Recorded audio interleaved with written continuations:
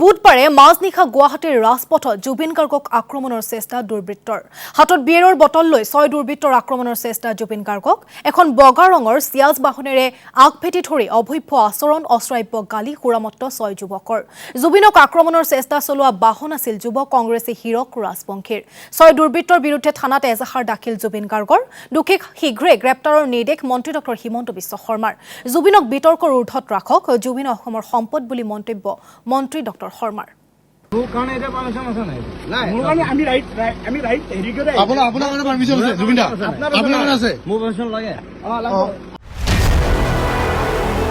মাজনিশা জুবিন গাৰ্গক দুৰ্বৃত্তৰ আক্ৰমণৰ চেষ্টা হাতত বিয়েৰৰ বটল লৈ জুবিন গাৰ্গক আক্ৰমণৰ চেষ্টা 6টাকৈ দুৰ্বৃত্তৰ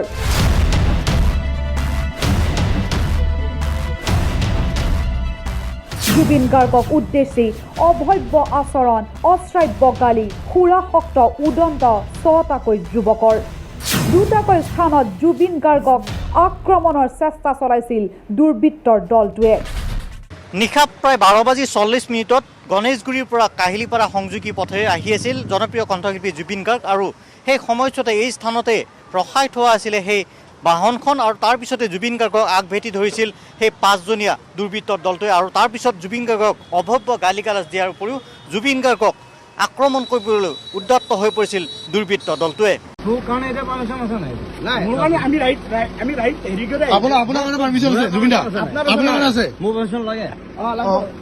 ছটাকৈ দুৰ্বৃত্তৰ বিৰুদ্ধে জুবিন গাৰ্গৰ দিছপুৰ থানাত FIR আক্ৰমণকাৰীৰ সন্ধানত দিছপুৰ আৰক্ষী প্ৰশ্ন উঠিছে কোনে জুবিন গাৰ্গৰ ওপৰত আক্ৰমণ চলাইছিল এই এজাহাৰত উল্লেখ আছে বুধবাৰৰ মাজনিশা 12:40 জুৰুড তিনিআলিৰ ষ্টুডিঅ'ৰ পৰা কাহিলীপাৰাৰ ঘৰলৈ নিজৰ বাহনেৰে গৈ আছিল জুবিন গাৰ্গ গণেশগুৰিৰ পৰা জুবিন গাৰ্গৰ বাহনখনক অনুসৰণ কৰে এখন বগা ৰঙৰ বাহনে গণেশ মন্দিৰ পোৱাৰ সময়তে হঠাৎ দুৰ্বৃত্তৰ দলটোৱে জুবিন গাৰ্গৰ গাড়ীৰ আগত ৰখালে বগা ৰঙৰ চিয়াজ গাড়ীখনৰ নম্বৰ AS01 BY 0675 জুবিন গাৰ্গৰ গাড়ী আগভেটি ধৰাৰ পাছত হাতত বিয়েৰৰ বটল লৈ গাড়ীৰ পৰা নামি আহিল দুৰ্বৃত্তৰ দলটো যোৱাকালি ৰাতি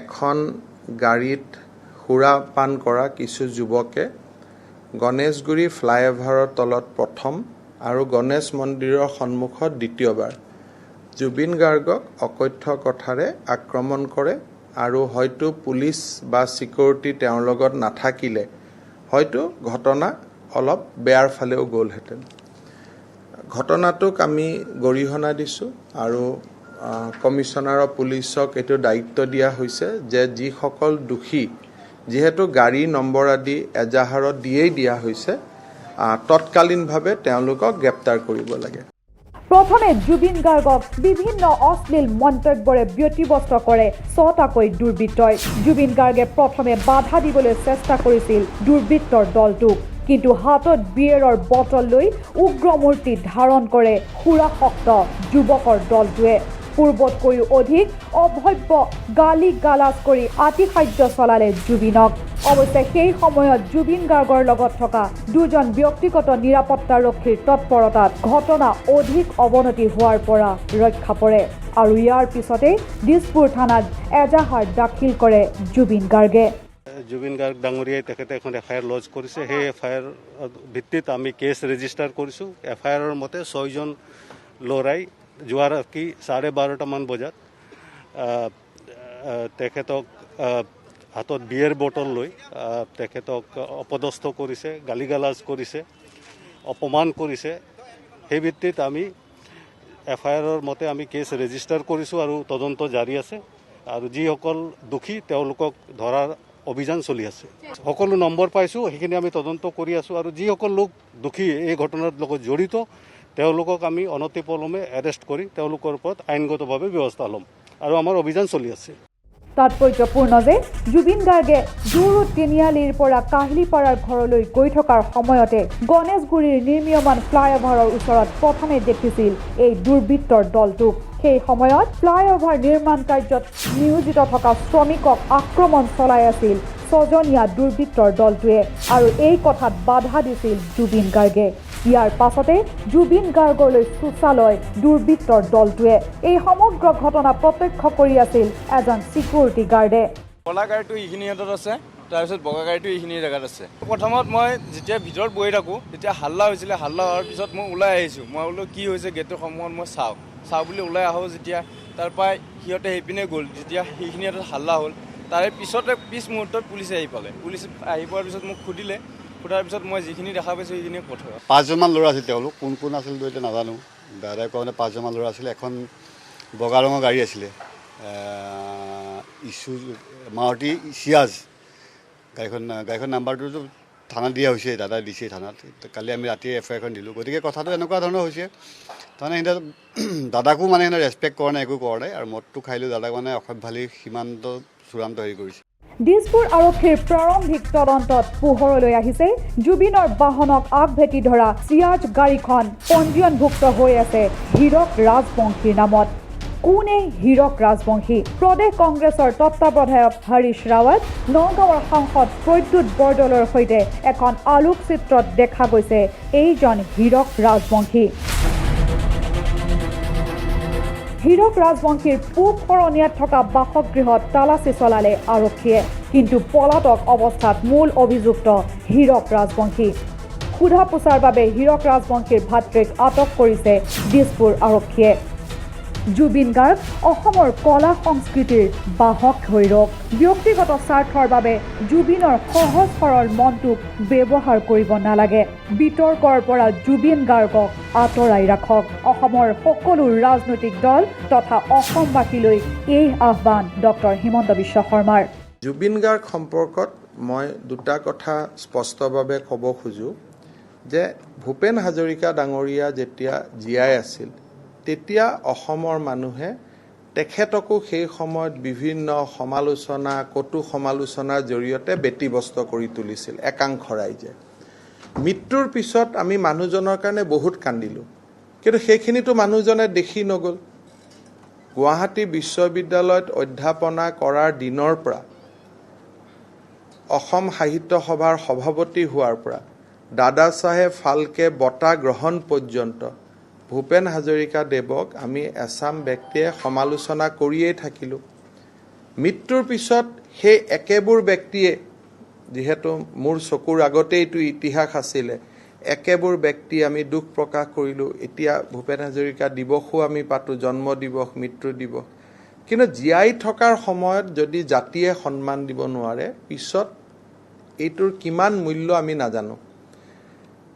জুবিন গাৰ্গ বিতৰ্কৰ পৰা জুবিন গাৰ্গক আমি আঁতৰাই ৰাখিব লাগে। তেওঁ যদি কিবা কথাত মাতিবও খোজে, আমি হাক দিব লাগে যে জুবিন, তুমি এইটো আন্দোলনতো নালাগে, সেইটো আন্দোলনতো নালাগে। কাৰণ ৰাজনীতি কৰা, আন্দোলন কৰাৰ কাৰণে বহুত মানুহ আছে, থাকিব। জুবিনক আমি মনে প্ৰাণে বিচাৰোঁ যে অসমৰ কলা সংস্কৃতিখিনি জুবিনে ধৰি ৰাখক। আৰু সেইকাৰণে মই জুবিনক বিজেপি হোৱাটোও নিবিচাৰোঁ, মই জুবিনক কংগ্ৰেছ হোৱাটোও নিবিচাৰোঁ, আৰু মই জুবিনক চৰকাৰৰ ফালেও নিবিচাৰোঁ, চৰকাৰৰ বিৰুদ্ধেও নিবিচাৰোঁ। মই এইবিলাকত নায়েই। মোৰ কথাটো হ'ল যে জুবিন গাৰ্গ অসমৰ কলা কৃষ্টি সংস্কৃতিৰ বাহক হৈ থাকক। ৰাজনৈতিক কথাত আমি তেওঁক টানিব নালাগে। আৰু জুবিনৰ যিটো সহজ সৰল মন, সেইটোক আমি কোনেও আমাৰ স্বাৰ্থত ব্যৱহাৰ কৰিব নালাগে। সেইটো যোনেই নহওক কিয়, মই মুখ ধৰি কৈছোঁ যে জুবিনৰ সহজ সৰল মনটোক আমি কোনেও ব্যৱহাৰ কৰিব নালাগে। এনেকুৱা ধৰণৰ ঘটনাই জাতিটোৰ কাৰণে দুখ আনে। কালি যদি ভগৱানে নকৰক কিবা এটা হৈ গ'লহেঁতেন, আমি কোনেও কাকো ক্ষমা কৰিব নোৱাৰিলোহেঁতেন। সেইকাৰণে বিতৰ্কৰ পৰা জুবিনক দূৰত ৰাখি আমি অসমৰ কলা সংস্কৃতি সাধনাত, বোলছবি জগতত জুবিনক দেখা পাব লাগে। তেওঁ বহুত ওপৰলৈ যাব লাগে, অসম মাতৃৰ বাবে সুনাম কঢ়িয়াই আনিব লাগে। বাকী ৰাজনীতি কৰিবৰ কাৰণে আমিতো আছোঁৱেই, সেইটোকে কৰি থাকোঁ, আমি সেইটো কৰি থাকিম। গতিকে মই খুব অনুৰোধ কৰিম যে পলিটিকেল লিডাৰে জুবিন গাৰ্গৰ বিষয়ে বহুত বেছি কমেণ্ট, কোনো দলৰ মানুহে নিজকে জুবিন গাৰ্গ আমাৰ লগত আছে এই ধৰণৰ কথা বতৰা সকলোৰে পৰা দূৰত থাকি কোনো আন্দোলনৰ বিৰোধিতা কৰিছে নে সমৰ্থন কৰিছে এইবিলাকৰ পৰা বহু যোজন দূৰত থাকি জুবিনক জুবিন হৈ থকাৰ বাবে আমি সকলোৱে সুবিধা কৰি দিব লাগে যাতে জুবিন দৰে জীৱনকালত দুখ আৰু কষ্ট নেদেখে তাত যোনে নাহক কিয় মই কোনো দলৰ নাম ল'ব খোজা নাই যোনেই সন্মুখত নাহে কিয় তাক আমি আইনী ব্যৱস্থা গ্ৰহণ কৰিম কিন্তু আইনে জুবিনক ৰক্ষণাবেক্ষণ দিব লাগিব পুলিচে জুবিনক ৰক্ষণাবেক্ষণ দিব লাগিব সেইটো জাতিটোৰ কাৰণে দুখৰ কথা মানুহে জুবিনক ৰক্ষা কৰিব লাগিব জুবিনক উৎসাহ দিব লাগিব জুবিনক আগুৱাই নিব লাগিব সেইকাৰণে কেতিয়াবা কোনো আন্দোলন আদিৰ সময়ত ময়ো যেতিয়া জুবিনৰ কথা দুআষাৰ ক'ব লাগে মোৰ মনটো দুখ লাগে কাৰণ আমি সেই ৰূপত জুবিনক দেখা পাব নিবিচাৰোঁ বিতৰ্কৰ ওপৰত বিচাৰোঁ